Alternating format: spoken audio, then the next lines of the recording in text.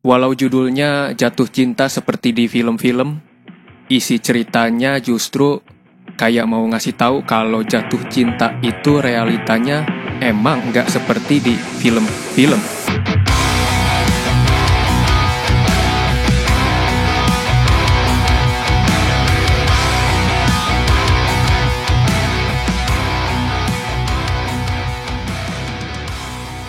Halo Sobat Kripik. Welcome back. Selamat datang lagi nih di podcast Kripik Film. Di episode kali ini gua Rangga akan mereview Jatuh Cinta seperti di film-film yang istimewa. Lucu nih. Walaupun judulnya Jatuh Cinta seperti di film-film, tapi isi ceritanya justru kayak mau ngasih tahu kalau jatuh cinta itu realitanya emang nggak seperti di film-film. Malah kebanyakan ya sederhana aja. Nggak melulu harus puitis atau terlalu manis. Film arahannya Yandi Lawrence ini juga sebetulnya punya kisah romansa yang sudah pernah kita nonton lah di film-film lain. Sudah pernah dipertontonkan banyak film tema sejenis. Namun, di film ini cerita cinta yang sudah pernah kita lihat di film-film lain tersebut sukses dimodifikasi menjadi tontonan yang kasih penontonnya pengalaman yang bisa dibilang tidak biasa. Pengalaman tidak biasa itu hadir lewat storytelling yang cerdas, inovatif, dan juga istimewa. Yes, bener, istimewa. Jatuh cinta seperti di film-film itu juga kayak mau bilang, cara bercerita di film itu penting, storytelling itu penting. Walau temanya tentang cinta, lagi-lagi ngomongin seseorang yang suka sama orang lain, tapi kalau filmnya mampu mengemasnya dengan berbeda, kalau filmnya itu mau menceritakannya dengan cara yang unik, ya hasilnya akan kayak film ini, kayak film Jatuh Cinta seperti di film-film ini.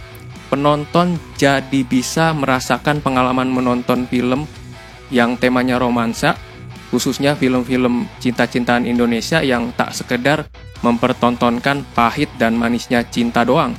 Tapi menurut gua jadi nantinya pas keluar bioskop tuh merasa bahagia, sudah mengeluarkan tiket puluhan ribu, lalu film yang ditontonnya itu sepadan, atau malah bisa dibilang ngasih sesuatu yang lebih ketika nantinya keluar dari bioskop. Apa yang sudah dilakukan Jatuh Cinta seperti di film-film patutlah diapresiasi. Karena ketika bioskop kita dipenuhi oleh film-film hantu, Yandi Lawrence justru muncul dengan film genre romansa yang romansanya itu juga bukan romansa remaja pula, tapi cinta-cintaan orang dewasa, mereka yang umurnya mau kepala 4. Keberanian film ini tidak berhenti sampai temanya yang tentang romansa orang dewasa, tapi juga secara visual sangat beresiko tidak akan dilirik atau ditonton penonton Indonesia, karena pemilihan treatment visualnya yang hitam putih. Walau nggak keseluruhan sih, tapi sekitar 80% sih kayaknya hitam putih. Ya mirip-mirip dengan filmnya Nolan yang tayang tahun ini yaitu Oppenheimer. Visualnya yang hitam putih punya fungsi. Kalau di Jatuh Cinta seperti di film-film, fungsinya itu dalam storytelling adalah membedakan mana yang fiksi dan juga mana yang realita. Treatment yang menurut gua cerdas. Hitam dan putih di Jatuh Cinta seperti di film-film tentu saja tak sekedar estetika belaka. Selain punya fungsi untuk membagi mana fiksi yang ditulis oleh karakter bagus yang dimainkan oleh Ringo, dan juga mana yang sebenarnya realita, hitam dan putih di film ini juga punya tujuan untuk menerjemahkan apa yang dirasakan oleh karakter-karakternya. Salah satunya duka yang dirasakan oleh karakter Hana. Dibungkus tanpa warna jadi semakin lebih mengena menurut gua. Lucunya, walau gambarnya hitam putih, yang nonton tetap banyak.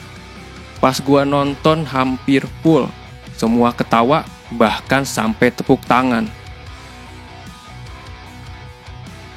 Mau gimana pun, ketika film sudah berhasil menghantarkan ceritanya dengan baik dan semenarik di jatuh cinta seperti di film-film ini, orang kayaknya bakalan lupa kalau film yang sedang mereka tonton itu tanpa warna alias hitam putih. Karena terlalu menikmati ceritanya yang emang sukses kayak menghipnotis.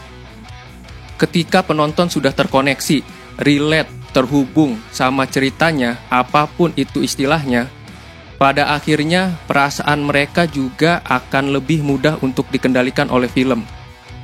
Jadi ketika jatuh cinta seperti di film-film lagi drama-dramanya nih, penonton terlihat auto ke bawah suasana. Termasuk juga gue yang pada waktu itu ikutan emosi melihat dramanya. Sebaliknya, saat tiba waktunya untuk komedinya muncul, penonton juga bisa ikutan sama-sama ketawa. Asli, ini pengalaman yang luar biasa banget ketika gue nonton jatuh cinta seperti di film-film ini. Filmnya istimewa, ditambah penonton merespon dengan luar biasa. Alhasil, pengalaman menontonnya jadi double mengesankan. Sekali lagi menurut gue jatuh cinta seperti di film-film emang menang di story-nya dari awal. Kayak cinta pada pandangan pertama. Ceritanya lalu mampu bikin kita melalui banyak rasa. Karena sama kayak cinta yang nggak melulu manis-manis aja, film ini juga punya aneka rasa yang akan dibagikan ke penontonnya. Dan luar biasanya, cara menyampaikan cerita dan juga rasanya itu tepat mengena ke dada. Film bagus, menurut gua belum berarti bisa bagus juga soal rasa. Tapi film yang bisa bikin kita ikutan merasakan sudah pasti film yang bagus menurut gue. Itu sudah dibuktikan di film ini. Porsi rasanya pun terbagi dengan pas. Mau yang sedih-sedih atau yang nantinya bikin kita ketawa ngakak karena lawaknya yang gila tapi enggak berlebihan. Untuk urusan menghantarkan rasa dan juga emosi, Ringo dan Nirina juga sudah melakukan pekerjaannya dengan sangat baik menurut gua. Terutama pada saat membentuk chemistry antara karakter Bagus dan juga Hana, yang menurut gua kayak yang beneran suka. Pokoknya chemistry-nya itu cantik dan tidak ada kelihatan artificial alias fake alias palsu.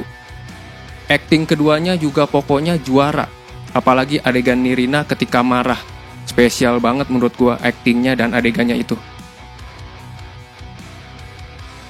Untuk orang yang jarang bisa tergerak dan bisa suka sama film-film romansa, jatuh cinta seperti di film-film bukan sekedar soal relate. Filmnya mampu bikin gua satu frekuensi dengan karakter dan ceritanya. Bukan itu doang. Tapi juga karena satu paket film memang sebagus itu. Terutama cara menyampaikan, tutur penceritaan, storytelling yang emang istimewa. Apapun itu istilahnya. Pokoknya jatuh cinta seperti di film-film adalah karya sinema yang indah. Yang juga adalah surat cinta untuk sinema.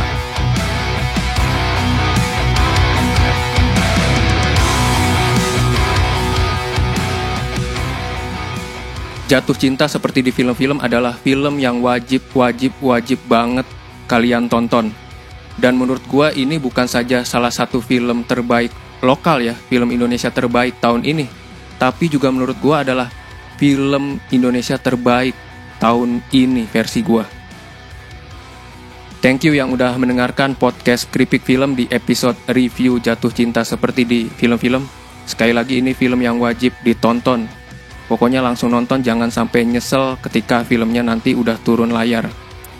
Sekali lagi thank you yang udah mendengarkan podcast Kripik Film. Jangan lupa di follow di Spotify dan juga subscribe YouTube-nya. Gua Rangga, thank you. Ciao, bye-bye.